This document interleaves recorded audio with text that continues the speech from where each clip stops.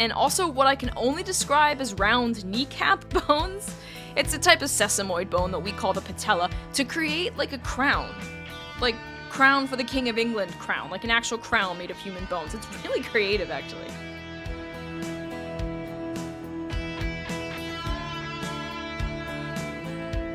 Welcome to A Popular History of Unpopular Things, a podcast that makes history more fun and accessible. My kind of history is the unpopular stuff: disease, death, and destruction. I like learning about all things bloody, gross, mysterious, and weird. And today, we're gonna get a dose of all of my favorite things. Underneath Paris are miles of tunnels, and some of those tunnels are home to the catacombs, underground spaces that are often used as burial chambers. But what attracts people most to the catacombs of Paris are the walls of bone. Intricately designed human skulls, femur bones, and more are arranged to create haunting walkways that line Paris's underground. The bones are 100% human, 100% anonymous, and there are an estimated 4 to 6 million Parisians down there. So today, we'll go exploring through the catacombs together.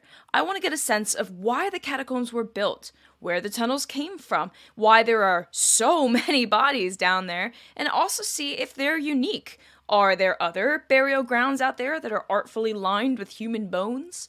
Are there more macabre subterranean spaces out there? As we usually do here on the AFOUT podcast, that's APHOUT, by the way, AFOUT, we'll get started by taking a look at the historical context that explains why the catacombs of Paris exist. Also, cheeky disclaimer, I am not making an attempt at any French pronunciation at all through this episode. I'm English, I'm not French, so I outright refuse on principle. So on that note, let's get started. We are not going to start with the arranging of bones on the walls like a gruesome artistic monument to death. We'll do that later. To properly understand the catacombs, we need to go back further. What explains why there were so many bodies? And what led to the decision to put them under the streets of Paris? Well, let's start with how gross Paris was in the late 18th century. That's the late 1700s. Now, if you listen to episode 8 of this podcast, the London cholera epidemic, then you learned a bit about how stinky London was in the mid-19th century, that's the 1800s. They didn't have a proper sewage system in place. People would just dispose of their waste in little buckets, which they would then toss into the street. Others had cesspools, where their waste would drop into a bin, and night soil men, which is a fancy word for poo picker-upper, would then be paid to periodically clean it out. Paris, in the late 18th century, was similar in terms of a lack of sanitation. There was no proper way to dispose of poop, so people did what would make their immediate home area less stinky, right? They would toss it in the streets, or better yet, into the river. Paris, you see, is divided by the river Seine. It flows northwest through the city and eventually empties into the English Channel. I think I'm saying that right. River Seine, Seine. Sign? Whatever. I'm not gonna pronounce French stuff right. Now, for growing cities, rivers became convenient places to dump waste because it would just flow away, right? Out of sight, out of mind. But what they didn't consider was all of the pollution they were creating. They knew it stank, but they didn't really have the scientific knowledge or means to solve the problem. Now, I'm not going to go too deep into the specifics of all that. I recommend going back to listen to episode 8 on cholera to get a more in-depth look at how germ theory evolved over time. But in Paris, things were stinky. We're talking pre-revolutionary Paris right now, by the way. Before the guillotine, before they chopped off King Louis XVI's head, but we'll get there soon enough. In addition to human waste being improperly disposed of, there was also lots of animal waste. It littered the streets. But another big offender was the tanning industry. Tanning is the process of turning animal hide, or skin, I suppose, into leather. It's not as simple as putting it out in the sun to dry. No. Tanning involves a lot of chemicals, and it's pretty detrimental to the environment, especially in the late 18th century. Here's how they did it. Tanners would first soak fatty hides in an alkaline lime solution. And by the way, we're not talking about a big old vat of fruit, all right? Different lime, spelled the same. Chemical lime is normally calcium hydroxide that comes from limestone. I'm not going to get into the science or engineering of this one, just please keep in mind they are different products. So first, they would soak the fatty hides for around 3 weeks to help remove all that fur, that fat, that gristle, that hair. The process also happens to release tons of ammonia, so it is noxious, and it reeks horribly. Have you ever smelled a cat litter box that hasn't been cleaned out properly? It reeks, and that smell is ammonia. It's the cat urine that does it. It's pretty bad. It's a very distinctive and disgusting smell. Now, after those 3 weeks, tanners would use a device that looks a bit like a horsehair de-shedding tool, or maybe an undercoat remover if you're a dog person. It also looks a bit like one of those old-timey two-person saws, like a long metal thing with 2 handles on the edge. Now, they would use that to remove all the loose hair from the top of the skin. Next, they flip it over, and they cut away all that grisly flesh from the underside, because leather doesn't have fat on it, right? It's just the skin.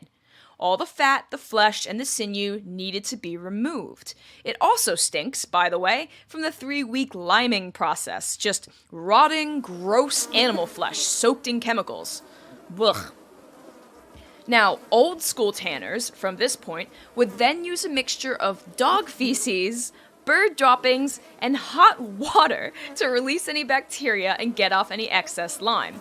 And I refuse to do more research into how that works, and I imagine it's dubious science at best, because, the 18th century.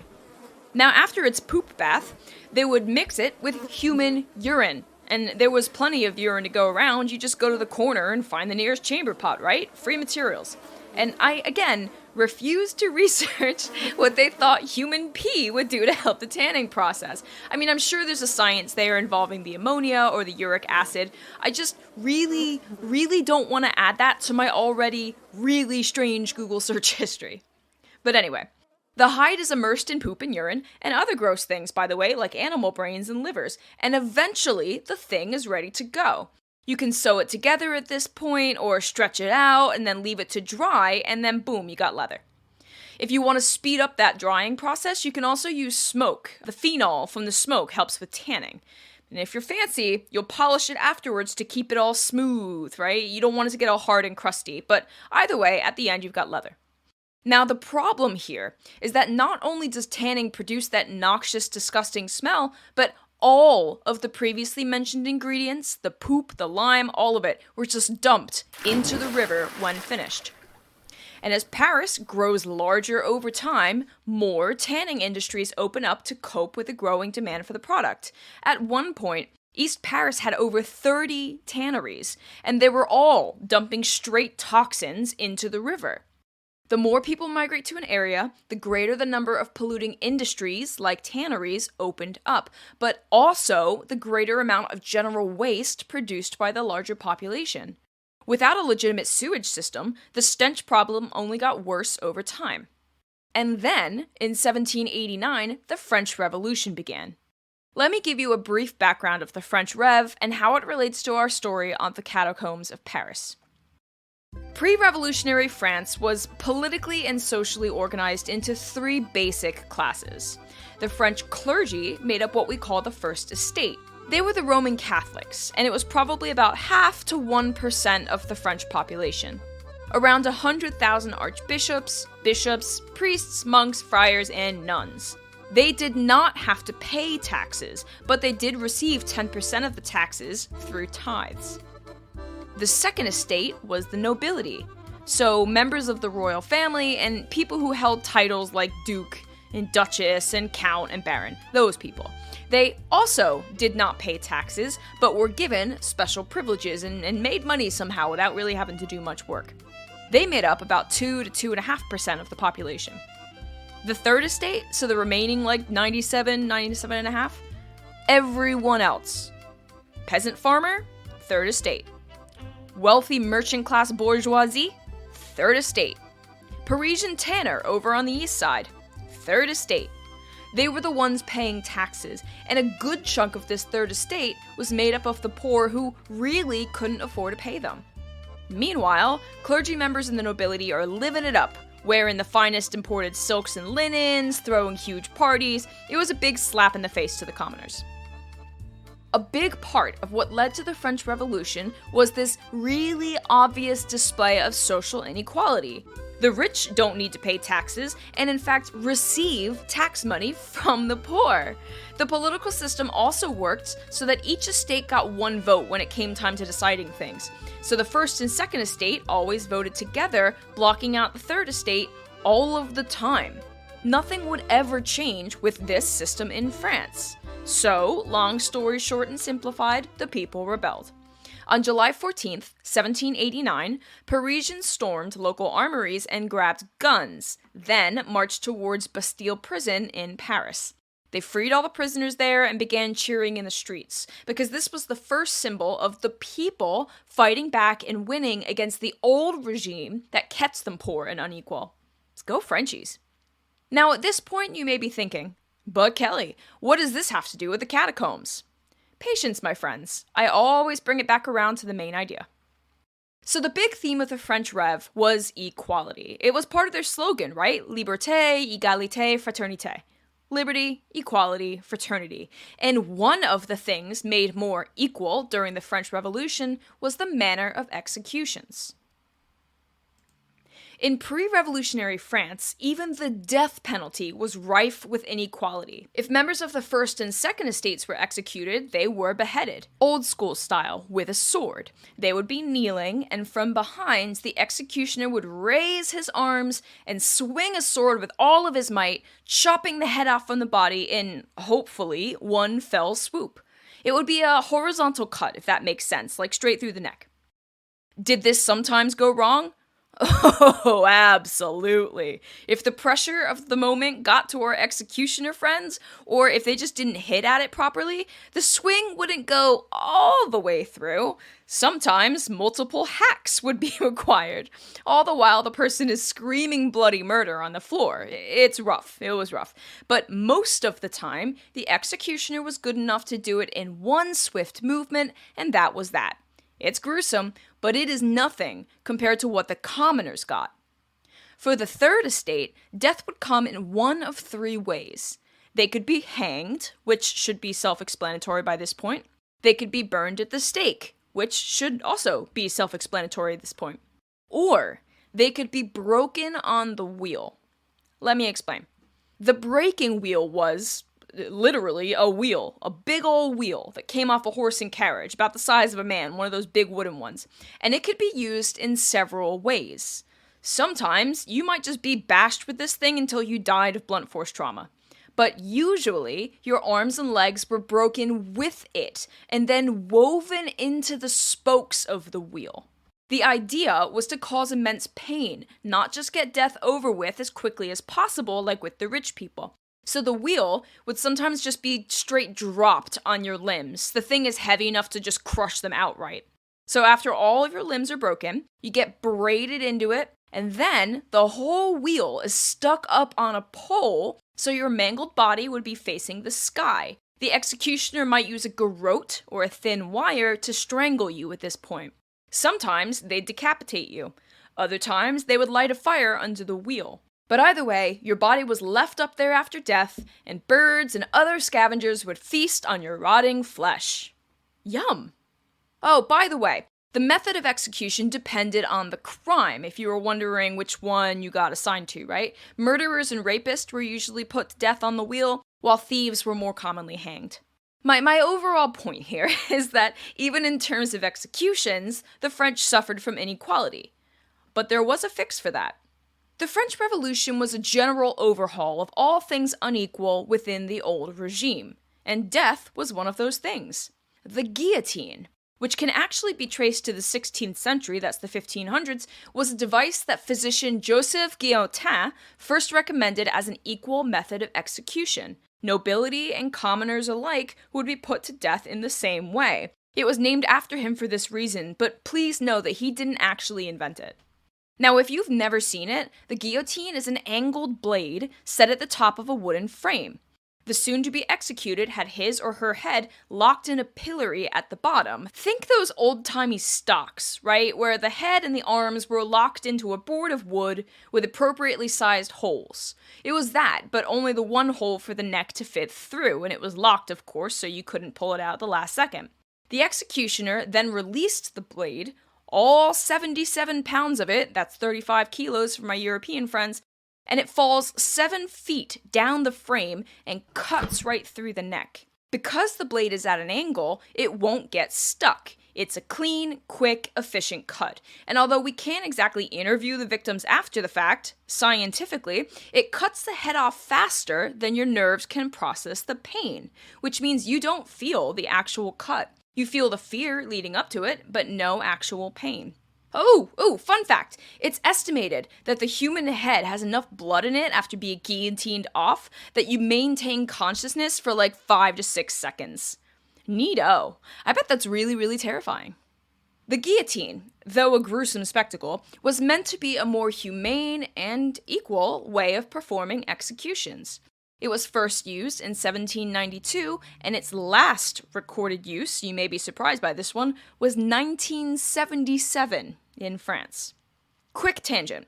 It's a tangent on a tangent, really. The guillotine is probably my favorite method of execution, with the breaking wheel pretty high up there too. They're just so gross, I love them. But have you guys ever heard of the medieval execution technique known as death by sawing? You know, like a saw, like you cut down a tree with a saw. Death by sawing. Now, this one's a doozy, particularly for my male listeners. Now, if you were condemned to death by sawing, you'd be strung upside down, naked, so your feet are in the air and you're just hanging there, right? And then, 2 men with one of those big tree saws, handle on each side of a nasty-looking blade, would saw you in half. But since you're hanging upside down, that means that they would start with your squishy personal bits and work their way down until they cut through the head.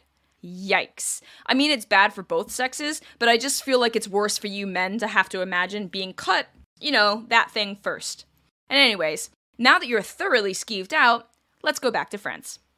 During the French Revolution, the guillotine was used to excess. Even King Louis XVI and his wife Marie Antoinette had their heads chopped off with the thing. Their bodies were just thrown into mass graves along with everyone else. It was also used a lot when the revolution went out of control during the Reign of Terror, a period of time from June 1793 to July 1794, when over 17,000 people were guillotined in Paris for the most basic of crimes, like being accused of not supporting the revolution enough. My point is that now, in addition to the normal quantities of dead bodies that a city produces, the French Revolution added tons more. And I had already mentioned that Paris was growing in size, and something you may not immediately think about, but I sure do, is where do all of the bodies go, right? Like, we certainly don't have the space for individual graves. So, the dead would be put into mass graves. Paris had had mass graves for the last 800 years before the French Revolution. One popular place was the Cemetery of the Holy Innocents, said in probably broken French as the Cimetière des Saints Innocents. And I am purposefully, by the way, not looking up how to pronounce that, so if I'm close to being right, then it's just sheer luck. My rule of thumb is to only pronounce half the letters, and it usually works out for me. But anyway, as the population of Paris expanded, the pits there started to fill up, and before long, and especially with all the death during the French Revolution, there were corpses overflowing from these cemeteries, just lying on the streets. Commoners and nobility alike were just rotting away in alleys, clogging up the River Seine. So now we need to add the stench of rotting human corpses to the already really stinky Paris. Great. So therein lies the problem that leads us to the catacombs. What do we do with all of these bodies from the last 800 years of burials? The city is now full. No more room for corpses. Yet there will only ever be more corpses, right? Plus the stench was just unbearable, so something had to be done and the bodies had to be moved. And that, my friends, is how the catacombs ended up being the home to millions of bones. But you know what? Before we continue, I have a quick promo for you again. So last week I had Nedrick on, the artist behind my intro and outro song, Yellow Cake. The song is just fantastic, so I want to play it here in its entirety for you to enjoy. So give it a listen.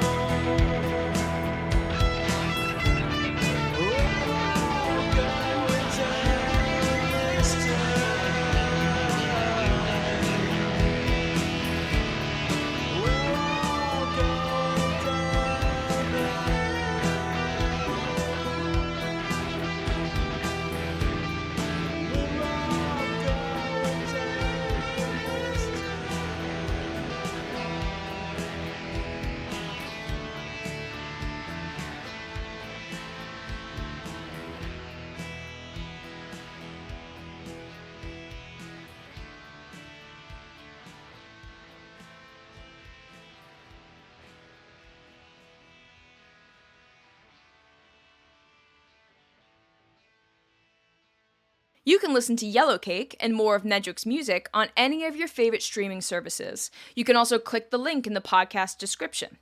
Now, back to the show. So now we know where all the bodies came from. It's an overflow from cemeteries thanks to a growing population in stinky Paris. But that still doesn't explain how the catacombs ended up under Paris in the first place. For that, we need to go back even further.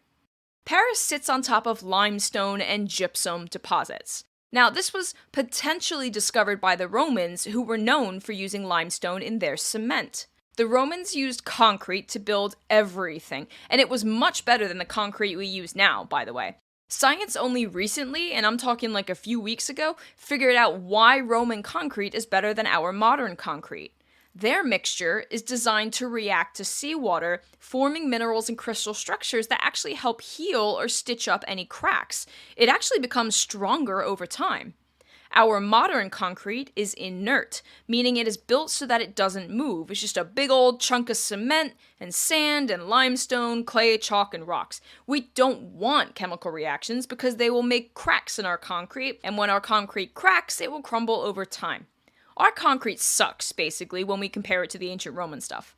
But anyway, though it's possible the Romans discovered all that limestone under Paris, there's no historical proof that they mined there. The first record of mining in Paris goes back to the 13th century, that's the 1200s. A town register notes that there were 18 quarriers in 1292, which implies that there was a quarry that employed miners. These would have been open-air quarries, the type you may be more familiar with, just a big old pit in the ground. I actually used to go scuba diving at an old quarry in Pennsylvania. It was called Dutch Springs. It was turned into a massive lake, which they then turned into a sort of scuba diver's amusement park. But it recently closed down after the pandemic, which is a huge bummer. Now, over time, these quarries were expanded as more people moved to the city. A growing market existed for Parisian limestone and gypsum. In fact, there's a particular type of limestone here called Lutetia limestone, also known as Paris stone, which became a super popular French building material. Gypsum, by the way, is used to create what we call plaster of Paris, which is a quick-setting plaster used to make cast molds of things. It doesn't shrink or crack as it dries, and it holds the molds really well. So therefore, it's really handy when taking impressions of your teeth, or making crown moldings for ceilings, or making plaster casts when you have a broken bone. It's known as plaster of Paris because there was so much gypsum mined from Paris. Now, by the 15th century, that's the 1400s, quarries were turned from open-air structures to underground ones. Vertical wells were drilled into the ground, and from there, miners would dig horizontally, creating the now famous tunnels. And over time, as more and more tunnels were built, they developed ways of supporting the massive amount of weight that was now on top. But that's not to say that there were never any structural collapses. In 1774, so 15 years before the start of the French Revolution, there was a pretty big collapse. A huge chunk of the street fell about 100 feet down into the ground as a result of the collapse. A lot of deaths, of course. And after this event, architects and inspectors were sent down there to make sure it wouldn't happen again. And there are a lot of tunnels down there, about 185 miles of them under the city. Now, when it was time to move the bodies out of the Cemetery of the Holy Innocents, workers spent a year digging bones and remains out of the pits. They'd be loaded up into wheelbarrows and then transported to the entrances of the limestone quarry on the southern edge of Paris. This was the area of the mines that would be redesignated as the Catacombs. Now, even though the problem was really highlighted after the Reign of Terror created a whole bunch of fresh new corpses, the problem of overflowing cemeteries at Holy Innocents goes back to pre-revolutionary France. In 1780, the basement wall of a property that bordered the cemetery collapsed under the weight of corpses next door. It was gross. Imagine being in your basement room and the wall just caves in with putrefying corpses and skeletons just falling on top of you, trapping you there. Yeah, gross. So that same year, the cemetery was labeled intolerable because of the ever-pervasive stench of corpse. And I mean, the goo from these bodies was like seeping into the mud and getting everywhere. It flooded that poor dude's basement, and it was deemed a hazard to all people who went nearby. So they knew it was a problem. In 1780, it was officially closed, but they didn't do anything to help the stench from the existing bodies. One contemporary writer, so somebody who was there at the time it was happening, Louis-Sébastien Mercier, wrote that cadaverous miasmas threaten to poison the atmosphere of Paris. Now, if you've listened to that cholera episode, episode 8, you may remember that miasma is basically bad, stinky air, right? Before germ theory, most believed that you would get sick from breathing in miasma. So, of course, breathing in the oozing death from the cemetery's overflowing corpse pits would make you sick. At least that's what most people believed. It's also a big reason why there was a push to clean up the city starting in 1780. Mercier also claimed that wine and milk would sour if it was near the stench. Probably not, but I mean, that's what he said. He said that the, quote, cadaverous humidity, which is an amazing phrase, cadaverous humidity, would cling to the walls and get people sick for walking by it or, God forbid, touching it. He said, quote, to absent-mindedly place one's hand against a wall impregnated with this moisture was to expose oneself to the effects of the venom, end quote. It's worth noting that within 30 years, the place was cleaned up pretty nicely, actually. There were no more miasmas or cadaverous humid patches on walls, no more bodies lining the streets, and no more decomposed human goo leaking into the ground. Instead, there were gardens and pathways, and the air smelled like honeysuckle and lilac. Beautiful spring days all the time, right? It was certainly preferable to the rotten stench of pre-revolutionary Paris. So, by this point, we know that Paris is gross. Bodies were overflowing, and there were functioning mines under the city now being investigated by architects and inspectors, and we needed a new place to store the dead. It just made sense to transport the corpses to the tunnels. Not any tunnel, but a particular set of them in the south. From around 1786, workers would move the bones at night to a mine shaft near the Rue de la Tombe Issoire, or the Tombe Issoire Street. They would wheel them over, dump them down a 20-foot mine shaft, and then go back for another load. It took less than 2 years to completely empty out the Cemetery of the Holy Innocents and other similarly stuffed graveyards, but a few decades more for the entire project to be completed, of course, because the French Revolution happened after it began. On the other side of the shaft, so underground, I guess, the bones would be carted through the tunnels and just kind of deposited throughout. Could they have just left them in piles? Yeah, they could have, but they didn't. Now, initially, the bones were dumped in piles, but the director of the Paris mine inspectors had a better idea. What if we arranged the bones in a visually pleasing way and turned it into a visitable mausoleum? Skulls and femurs, mostly, were stacked to create walls that still line the catacombs today. They even built rooms with displays of the various minerals you can find in the mines, rooms with skeletal deformities found in the decorating process, and different tablets they put on the walls with ominous descriptions like, "Stop! This is the Empire of Death." In French, though, but I'm not even going to attempt that one.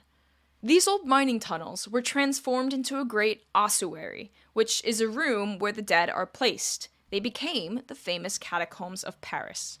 You can still visit the catacombs today. There are tours set up for you to explore designated parts of them, under a watchful eye, of course. However, the catacombs are also home to an underground community of people who call themselves cataphiles, people who love to explore the catacombs. They go down there in secret. It's actually illegal. You're not supposed to be down there. But a lot of them just stay there permanently to live a life of freedom in their own little communities. There are huge parties thrown down there. Once, a fully functioning movie theater was discovered, kind of underneath the Trocadero, if that makes sense. So, like, the subterranean portion underneath the Trocadero was like this huge movie theater. It had a bar, and a giant screen, and projection equipment with film reels. They even built a restaurant with tables and chairs. It was like a whole thing.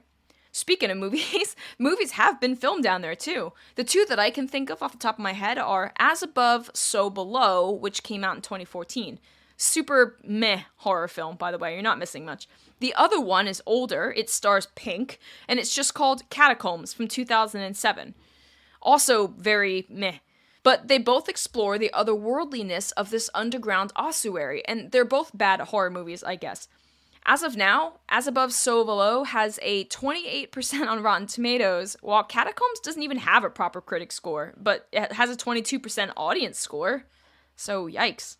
Now, some of you may be fascinated by the existence of a network of underground skeletal walls, but this is not the only ossuary that used remains to decorate the walls. In fact, there are more than 40 bone rooms around the world. Another really cool one is the Sedlitz ossuary in Czechia.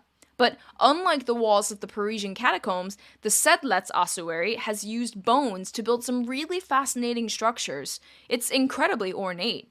They even use skulls and a variety of bones which look like hip bones, and also what I can only describe as round kneecap bones. It's a type of sesamoid bone that we call the patella, to create like a crown.